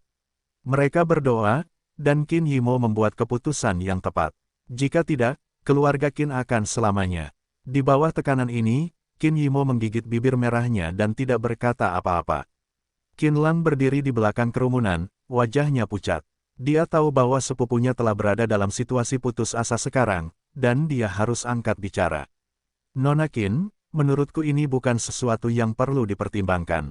Pada saat ini, pria yang duduk di samping Tang Dehui, yang sejak awal tidak berbicara dengan tenang. Saat dia berbicara, hati semua anggota keluarga Qin yang hadir melonjak. Tang Dehui telah memperkenalkan bahwa pria ini berasal dari keluarga Lu, adalah putri sepupu Lu Chuyue, dan merupakan keturunan langsung keluarga Lu. Bobot pembukaannya berbeda, dia mewakili keluarga seni bela diri, keluarga Lu. Lu Zongdao menatap Qin Yimo, matanya penuh perhatian, dengan sedikit panas. Dia meremehkan siapapun di keluarga sekuler, termasuk calon mertua Tang Dehui di sebelahnya. Oleh karena itu, dia sangat tidak puas dikirim untuk menangani masalah ini hari ini. Tetapi setelah dia tiba, dia mengetahui bahwa patriark keluarga Qin sangat cantik. Justru karena itulah dia bersedia mengucapkan beberapa patah kata. Nona Qin, keluarga Lu kami tidak pernah menyukai permusuhan dengan orang lain. Tentu saja, keluarga Qin Anda tidak memenuhi syarat untuk menjadi musuh keluarga Lu kami.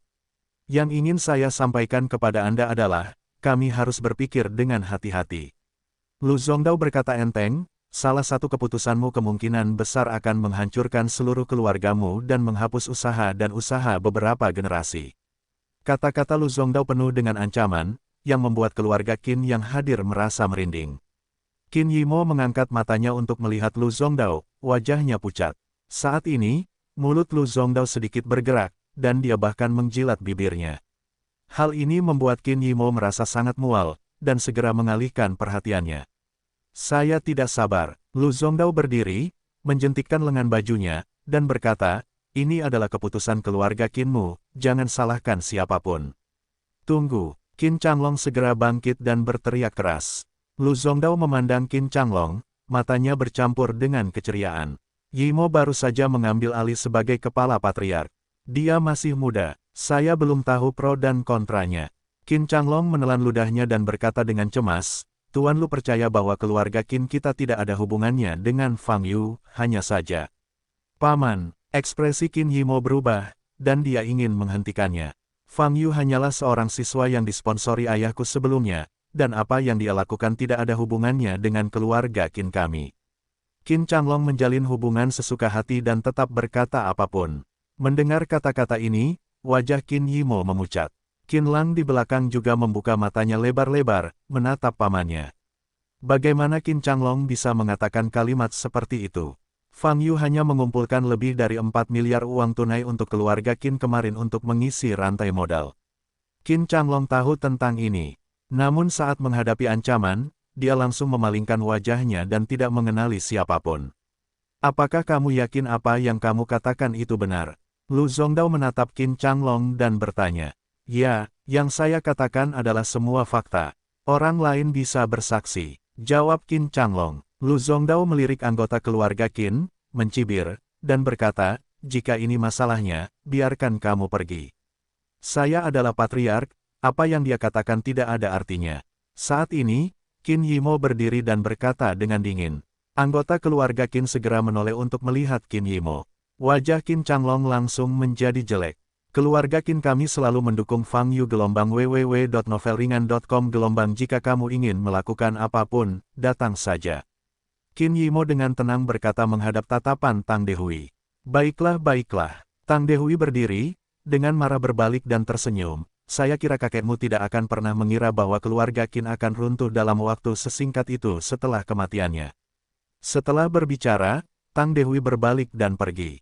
Saat ini, saya melihat Fang Yu yang baru saja masuk. Setelah penyelidikan sebelumnya, Tang Dehui mengenali penampilan Fang Yu. Dia segera berhenti. Kenapa kamu berjalan terburu-buru? Apakah aku di sini? Fang Yu bertanya. Tang Dehui berdiri diam, wajahnya muram seperti air. Dan Lu Zongdao di samping bertanya, apakah dia Fang Yu? Ya, Tang Dehui mengangguk. Oh, kamu berani datang ke sini. Kupikir kamu akan menjadi kura-kura. Kamu masih muda dan pemberani. Lu Zongdao berkata sambil tersenyum. Siapa kamu? Fang Yu bertanya. Saya generasi keempat dari keluarga Lu, Lu Zongdao. Lu Zongdao berkata dengan bangga. Dia menatap mata Fang Yu, penuh cemoohan dan penghinaan, seolah dia tidak menganggap Fang Yu sebagai manusia. Sikap ini membuat Fang Yu sedikit ragu apakah orang yang datang untuk membunuhnya tadi malam dikirim oleh keluarga Lu. Sebab, Lu Zongdao di hadapannya hanya memiliki basis budidayanya pada masa yayasan, yaitu yang disebut Wuzun. Dan pria berkulit hitam yang datang untuk membunuh Fang Yu tadi malam memiliki basis budidaya tahap jiwa yang baru lahir. Jika Lu Zongdao tahu apa yang terjadi tadi malam, bagaimana mungkin dia berani bersikap sombong di depan Fang Yu? Sepertinya orang ini tidak tahu apa-apa tentang apa yang terjadi tadi malam. Jadi, dia mungkin hanya sosok marginal di rumah Lu. Fang Yu sedikit menyipitkan mata dan berkata dalam hatinya. Pada saat ini, corak kelompok keluarga Qin berubah. Mereka tidak menyangka Fang Yu akan datang ke sini secara langsung. Qin Changlong terkejut sejenak, lalu senyuman muncul di wajahnya. Fang Yu ada di sini, ini merupakan hal yang luar biasa bagi keluarga Qin. Perhatian Fang Yu semuanya tertuju pada keluarga Tang dan keluarga Lu, dan keluarga Qin diselamatkan. Tapi wajah Qin Yimo jelek. Dia menatap Fang Yu, matanya yang indah dipenuhi kekhawatiran. Kehadiran Fang Yu di sini berarti dia pasti akan berkonflik dengan keluarga Lu. Ada konflik dengan keluarga seni bela diri di Beidou. Qin Yimo tidak tahu apa konsekuensinya. Karena tidak ada yang berani melakukan ini sebelumnya. Lalu, apa yang kalian cari untukku? Fang Yu bertanya pada Lu Zongdao dan Tang Dehui di depannya.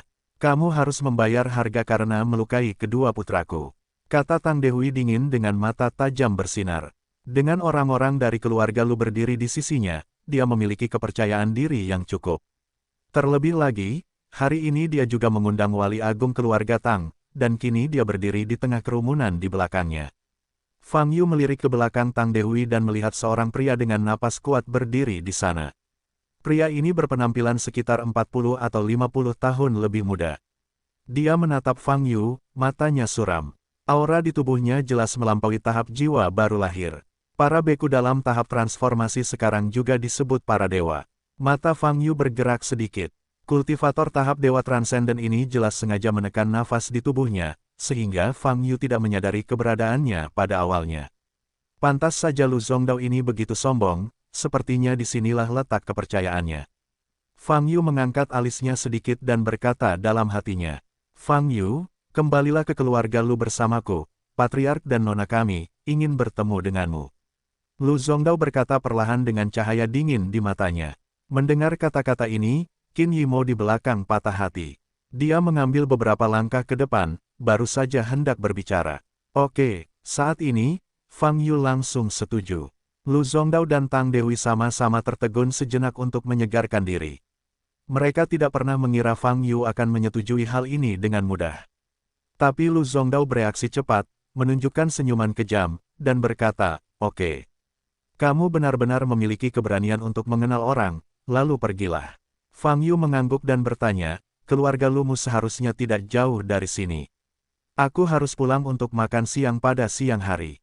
Mau makan siang? Lu Zongdao hampir tertawa terbahak-bahak dan berkata dengan bercanda, jangan khawatir, jika memakan waktu terlalu lama. Setelah selesai berbicara, Lu Zongdao membawa tangannya ke punggung dan berjalan keluar gerbang dengan bangga. Tang Dehui memicingkan mata ke arah Fang Yu dan berkata, jangan berpikir untuk bermain trik, jika tidak, kamu akan mati lebih buruk. Setelah berbicara, Tang Dehui juga keluar. Kultivator tahap transformasi dengan mata suram menatap Fang Yu dengan acuh tak acuh dan berjalan keluar. Fang Yu mengikuti mereka dan hendak keluar. Saat ini, Qin Yimo menyusul lengan Fang Yu.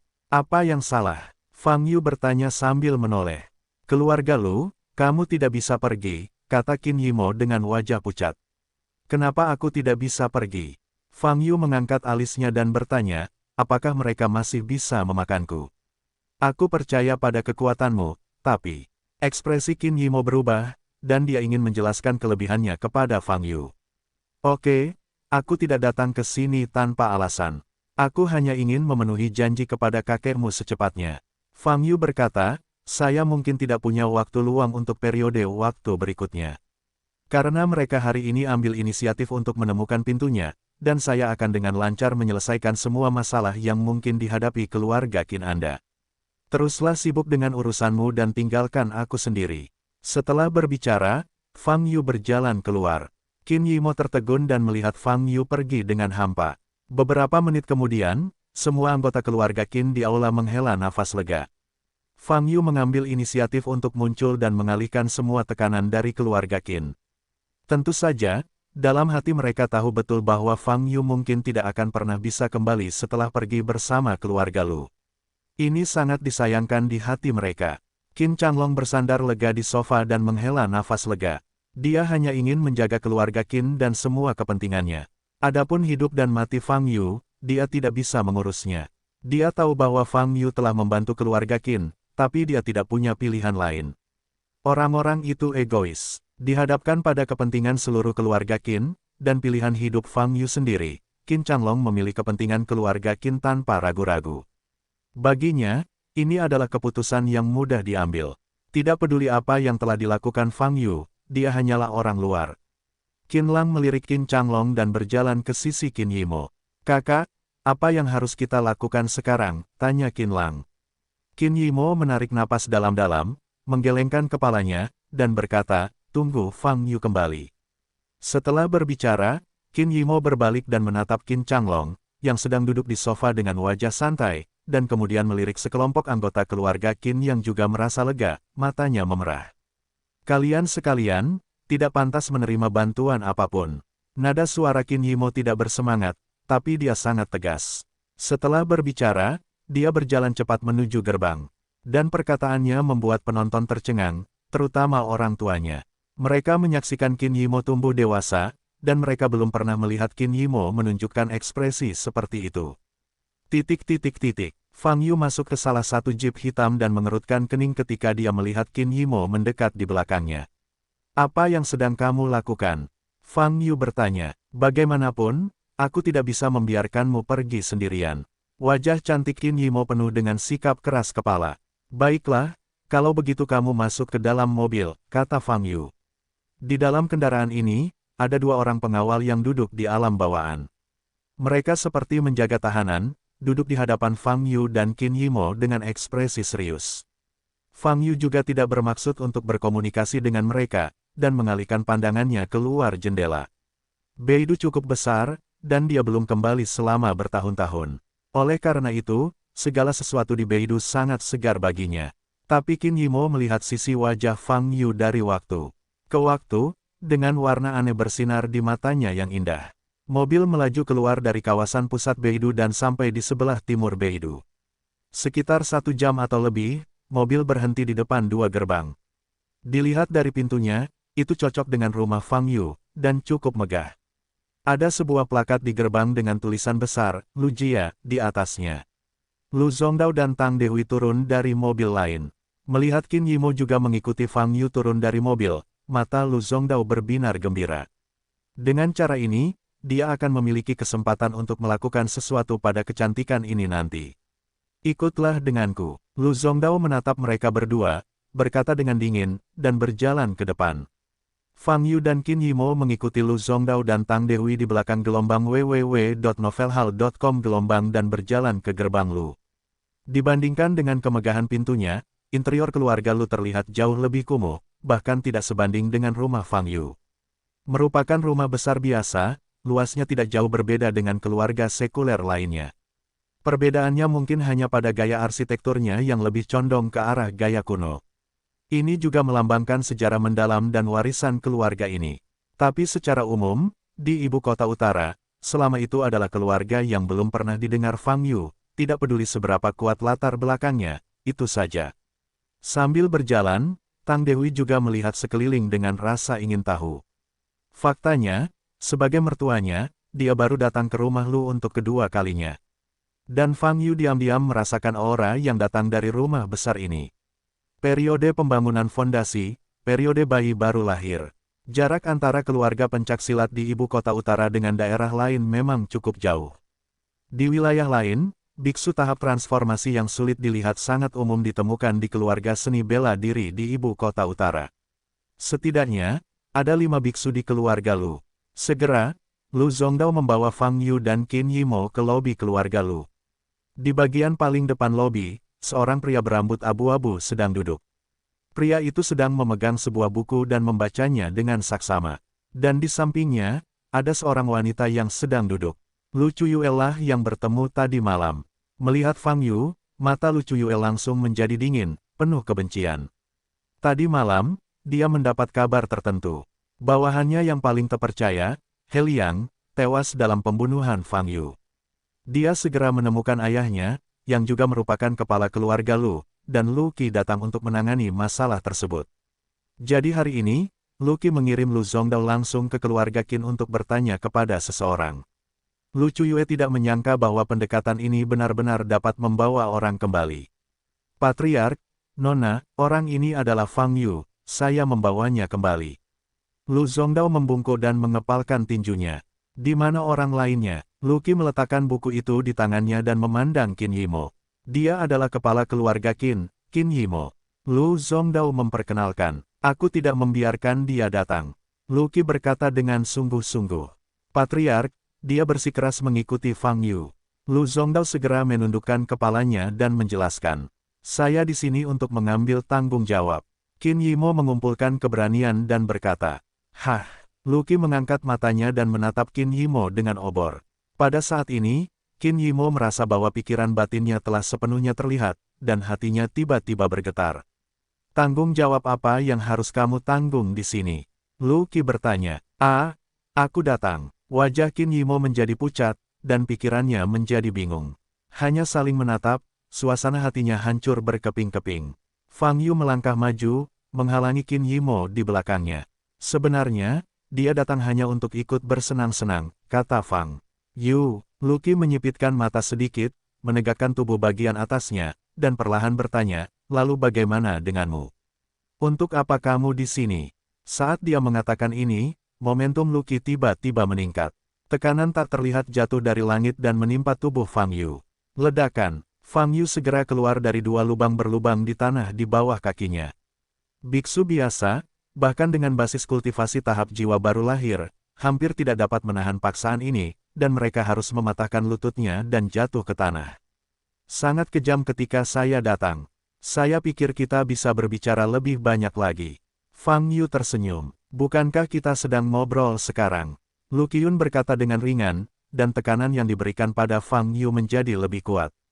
Bahkan Qin Yimo, yang dilindungi oleh Fang Yu, bisa merasakan sedikit tekanan saat ini, menempel di bahunya, membuatnya sulit bernapas. Fang Yu berdiri diam, tidak bergerak. Namun tanah tidak dapat menahan tekanan dan terus tenggelam. Lu Qi menatap Fang Yu, sedikit keterkejutan muncul di matanya. Sejak Fang Yu memasuki pintu, dia menggunakan indera spiritualnya untuk mengamati Fang Yu. Tapi tidak peduli bagaimana Anda melihatnya, aura Fang Yu menunjukkan bahwa itu adalah basis budidaya selama periode pemurnian Qi. Bagaimana tingkat kultivasi ini bisa membunuh He Liang? Menahan keraguan ini, Lu Qi langsung memberikan tekanan pada lawannya Yu. Saat ini, kinerja Fang Yu telah melampaui ekspektasinya. Tapi Fang Yu berdiri kokoh di tempatnya. Sekalipun kaki Anda tenggelam ke dalam tanah, itu karena tekanan tanah yang tidak mencukupi. Apa masalahnya? Apakah pengamatannya salah, atau apakah orang ini benar-benar hanya memiliki masa pemurnian Qi? Tapi orang lemah di masa pemurnian. Lu Qi tampak tenang di permukaan, tapi gelombang sudah ada di hatinya. Lu Chuyue, yang berada di samping, juga menatap Fang Yu, matanya penuh keganasan. Dia meminta ayahnya untuk mengambil tindakan, berharap ayahnya dapat menyiksa Fang Yu untuk menghibur arwah pamannya di langit. Lu Zongdao dan Tang Dehui, yang berdiri di samping, sekarang mundur lebih jauh untuk menghindari cedera yang tidak disengaja. Pertama-tama, saya harus bertanya apakah Anda mengakuinya, kata Lu Qi. Akui saja, Tang Chong lah yang memukuli saya, dan saya membunuh pembunuh yang Anda kirim.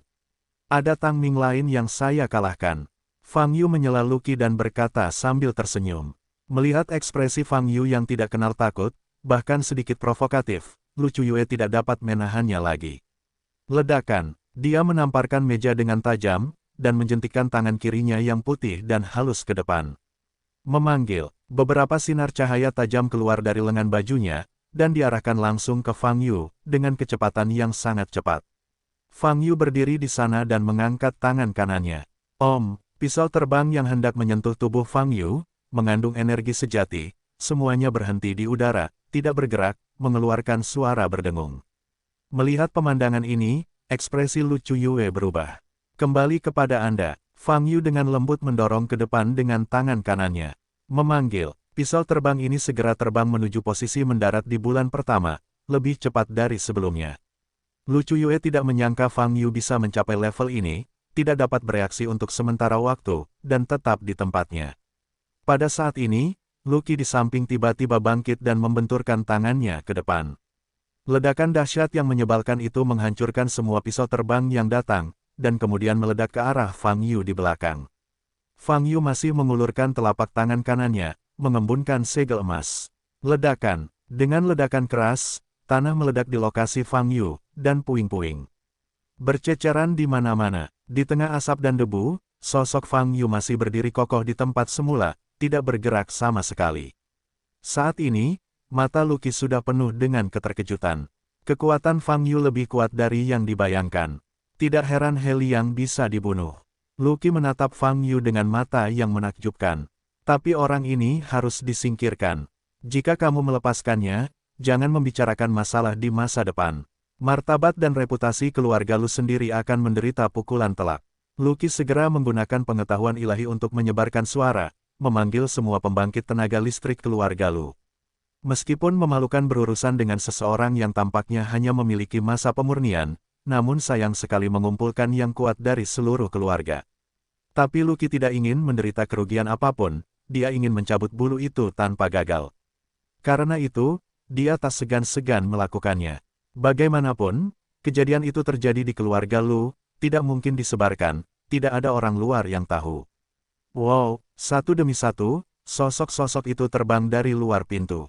4 biksu lainnya dari tahap transformasi yang telah dirasakan Fang Yu sebelumnya semuanya datang ke lobi. Bersama dengan Lucky, ada total 5 biksu di aula. Di wilayah lain, lineup ini cukup mendominasi segalanya. Selain 5 dewa, ada 10 Yuan Yingqi yang datang dari belakang. Dalam beberapa detik, total ada 15 orang, dan lawan Yu membentuk pengepungan. Sejujurnya, aku sangat menyukai gayamu dalam melakukan sesuatu. Ketika kamu bertekad untuk membunuh seseorang, kamu harus melakukannya. Jangan memaksakan diri. Fang Yu berkata, kamu menyelamatkan masalah, dan aku menyelamatkan masalah. Setelah berbicara, Fang Yu berbalik dan berkata kepada Qin Yimo, demi keamanan, aku akan menggendongmu di punggungku nanti, dan melindungimu dengan energiku yang sebenarnya. Jika kamu merasa pusing, tutup matamu seperti sedang menaiki roller coaster. Singkatnya, jangan muntah padaku. Sebelum Qin Yimo menjawab, dia merasakan kekuatan besar menahannya. Saat ini, Fang Yu sudah berbalik. Kekuatan itu menekannya ke punggung Fang Yu, tidak bisa bergerak. Qin Yimo hendak bertanya. Wow, namun detik berikutnya, dia hanya sempat berteriak. Fang Yu berbentuk listrik, dan langsung muncul di depan salah satu pembudidaya di tahap transendental.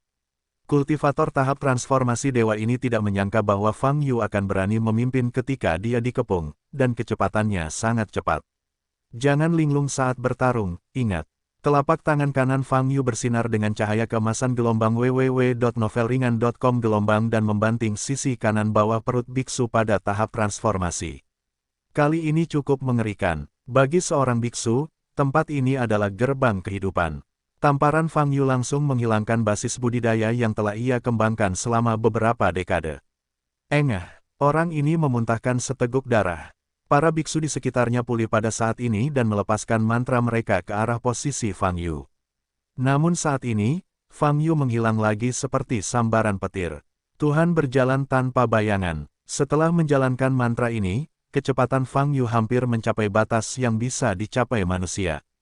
Dengan mata manusia, mustahil untuk melihat gerakannya. Dalam jarak kurang dari 100 meter, ia bergerak ke posisi apapun seperti gerakan instan, tanpa ada cara memprediksi apalagi menangkap. Bang, bang, bang, di lobi, terdengar suara berisik dan jeritan.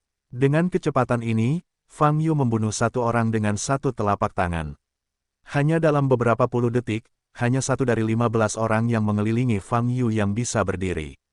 Itu adalah Lucky. Pada saat ini, Lucky terserap sepenuhnya, dan seluruh tubuhnya. Diselimuti energi sejati, karena takut gilirannya berikutnya. Dia tidak memiliki darah di wajahnya dan tidak ada kepercayaan sebelumnya di hatinya. Ketika saya melihat anggota elit keluarga saya berteriak dan jatuh ke tanah satu persatu, tetapi saya tidak dapat berbuat apa-apa, perasaan putus asa dan ketidakberdayaan muncul dari hati saya. Fang Yu ini, sama sekali bukan manusia, dia monster. Wow, ada suara dingin lainnya. Sosok Fang Yu muncul di depan Lucky. Bentak, Lucky pingsan total, lututnya melunak, dan dia berlutut di tanah. Wajah Lucky tidak berdarah, kepalanya menempel ke tanah, gemetar hebat. Fang Yu berdiri di depannya, menatapnya dengan merendahkan, tanpa sedikit pun gelombang di matanya. Pada saat ini, Lu Chuyue, yang mundur tidak jauh di belakang, juga gemetar, matanya yang indah menatap ke arah Fang Yu. Dia tidak percaya bahwa semua yang terjadi di depan matanya adalah nyata. Hanya dalam beberapa puluh detik, semua elit keluarga Lu jatuh. Bahkan ayahnya, Lucky, yang begitu agung dan maha kuasa, berlutut di depan Fang Yu. Ini tidak benar, ini tidak benar. Lu Chuyue terus menggelengkan kepalanya, matanya penuh rasa tidak percaya. Di sisi lain, Tang Dehui dan Lu Zongdao juga terkejut kali ini. Mereka tidak tahu apa yang sedang terjadi, mereka hanya melihat sekelompok elit keluarga Lu, kini tergeletak di berbagai tempat di lobi, wajah mereka berlumuran darah, dan banyak dari mereka yang tidak pingsan semuanya meratap. Dan patriark keluarga Lu, Lucky, alam dewa yang kuat, sedang berlutut di depan Fang Yu. Ini. Tang Dehui melangkah mundur lagi dan lagi, hanya merasakan kepalanya berputar. Lu Zongdao menjadi ketakutan, matanya melebar, dan dia menatap Fang Yu, yang berdiri di depan Lucky, yang galak. Bagaimana? Bahkan tidak berani mencoba. Fang Yu bertanya pada Lucky, yang berlutut di tanah dengan gemetar. Lucky terbaring di tanah, gemetar dan memohon belas kasihan, tolong lepaskan aku. Aku buta terhadap Gunung Tai sebelumnya, tolong selamatkan hidupku.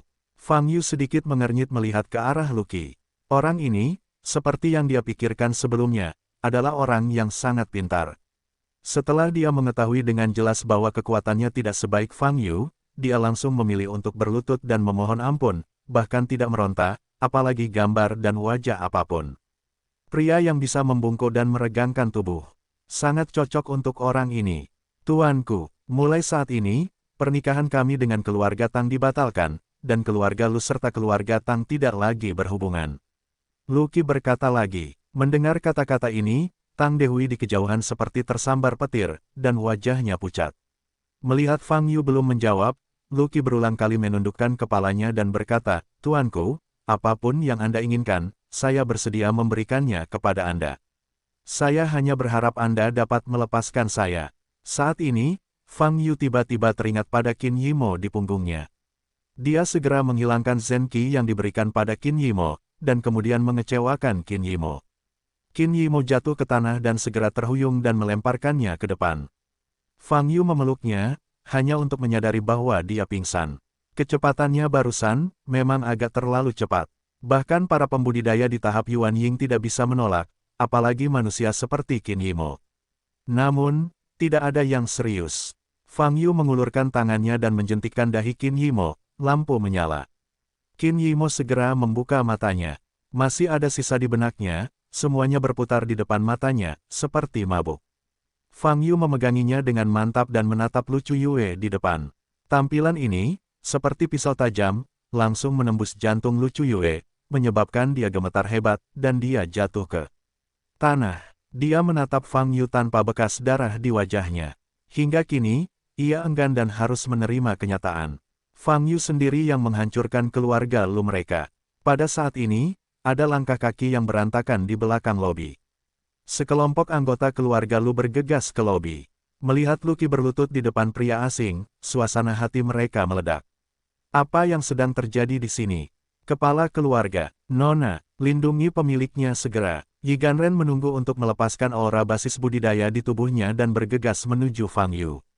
Berhenti, tetapi pada saat ini, Lucky tiba-tiba mengangkat kepalanya, menggunakan energi aslinya untuk mengirimkan suaranya, dan berteriak dengan keras. Pada saat ini, semua orang yang bergegas menuju Fang Yu berhenti. Semuanya, segera berlutut untukku. Lucky berkata pucat, mengertakkan gigi. Semua orang memandang Lucky dengan wajah tak percaya. Apa yang dimaksud dengan patriark? Biarkan mereka begitu banyak anggota inti keluarga lu berlutut demi pemuda seperti itu. Patriark, seseorang ingin bertanya, tapi saat ini, dia tiba-tiba menyadari sekelompok orang tergeletak di tempat lain di lobi. Dari warna kostum mereka tahu bahwa mereka adalah anggota elit keluarga lu di hari kerja. Tapi sekarang, para elit dewasa ini semuanya telah jatuh ke tanah. Pada saat ini, banyak orang akhirnya mengerti mengapa Lucky membiarkan mereka berlutut. Berlututlah padaku, Lucky berteriak lagi. Bentak, kali ini, anggota inti keluarga lu berlutut bersama tanpa menanyai mereka. Tang Dehui dan Lu Zongdao di sebelah mereka menyaksikan adegan ini, otak mereka kosong. Beberapa menit yang lalu, mereka mengira ini akan menjadi pembantaian. Dalam imajinasi mereka, orang yang berlutut di tanah sekarang adalah Fang Yu dan Qin Yimo. Tapi sekarang, anggota inti dari seluruh keluarga lu berlutut ke arah Fang Yu. Ini adalah keluarga seni bela diri. Berlututlah. Keduanya langsung berlutut di tanah setelah kaki mereka melemah karena suara tersebut. Akibatnya, semua orang di lobi, kecuali Fang Yu dan Qin Yimo, berlutut. Tuan Fang, tolong beri kami kesempatan. Lucky bersujud pada Fang Yu lagi. Fang Yu tidak berbicara, tapi menatap Qin Yimo. Pada saat ini, Qin Yimo secara bertahap memulihkan pikirannya. Dia menoleh dan melihat sekelompok besar orang berlutut di tanah, wajahnya berubah. Bagaimana kabarnya? Jika kamu membiarkan anggota keluarga lu ini pergi, kamulah yang berhak memutuskan. Fang Yu berkata pada Qin Yimo. Qin Yimo baru menyadari bahwa orang-orang yang berlutut semuanya adalah anggota keluarga lu. Mata Qin Yimo melebar, menatap Fang Yu. Pria ini, apa yang dia lakukan? Cepat putuskan, aku akan segera pulang untuk makan siang. Fang Yu melihat jam besar di dinding di depan. Saat itu sudah pukul 11.40. Qin Yimo menarik napas dalam-dalam, menenangkan diri, dan memandang Lucky di depannya dan Lu Chuyue yang pingsan di belakangnya. Nona Qin, hubungan kita dengan keluarga Tang telah berakhir. Tidak hanya itu, jika Anda mau, kami dapat membuat keluarga Tang lengkap di dunia sekuler, selama Anda membiarkan kami hidup. Lucky menuju ke tanah, memohon. Mata Qin Yimo bersinar terang, memikirkan sesuatu. Setelah beberapa saat, dia melihat ke arah Fang Yu dan Lucky lagi, dan berkata, jika kamu bisa melakukan apa yang kamu katakan, aku bisa membiarkan Fang Yu melepaskanmu. Pasti, saya pasti bisa melakukannya. Nona Qin, Anda ingin keluarga Tang selesai, kami akan segera melanjutkan. Lucky segera setuju, melihat harapan. Oke, saya harap Anda ingat apa yang Anda katakan. Jika tidak, Anda tidak akan memiliki kesempatan untuk memohon belas kasihan lain kali. Qin Yimo berkata dengan nada dingin. www.novelringan.com gelombang. Terima kasih Nona Qin dan Tuan Fang atas kebaikan mereka yang luar biasa. Lucky berkata dengan keras. Anggota keluarga lu lainnya yang hadir saling melirik dan berteriak. Pada saat ini, di sisi lain, Tang Dehui, yang sedang berlutut di tanah, langsung pingsan karena pukulan keras. Fang Yu dan Qin Yimo menolak saran Lucky untuk mengirim mobil, dan meninggalkan keluarga Lu dengan berjalan kaki. Ekspresi mengancam yang kamu pura-pura tadi cukup bagus, kata Fang Yu. Kamu sudah mengatur segalanya, jika aku tidak bisa mengucapkan sepatah kata pun, itu akan terlalu canggung. Kata Qin Yimo sambil tersenyum ringan. Setelah hari ini, secara teori, keluarga Qin Anda tidak berada dalam krisis besar, kan? Fang Yu bertanya. Ya, Qin Yimo mengangguk dan berhenti tiba-tiba. Tidak apa-apa, aku berjanji pada kakekmu, dan akhirnya selesai.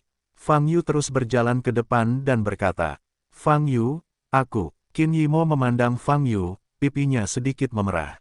Fang Yu melihat ekspresi Qin Yimo dan menyadari sesuatu, matanya membelalak. Apakah gadis ini? Fang Yu, aku ingin mengatakan sesuatu padamu. Qin Yimo menggigit bibir merahnya, seolah mengambil keputusan, berkata. Fang Yu mengangkat tangan kanannya dan mengaktifkan cincin halus itu. Maaf, ini sudah larut. Mari kita bicarakan sesuatu lain kali. Aku harus cepat kembali untuk makan siang, kata Fang Yu. Begitu suara itu turun, cahaya biru samar muncul di tubuh Fang Yu. Tunggu sebentar, ekspresi Qin Yimo berubah dan dia ingin berhenti. Wow, namun detik berikutnya, Fang Yu menghilang.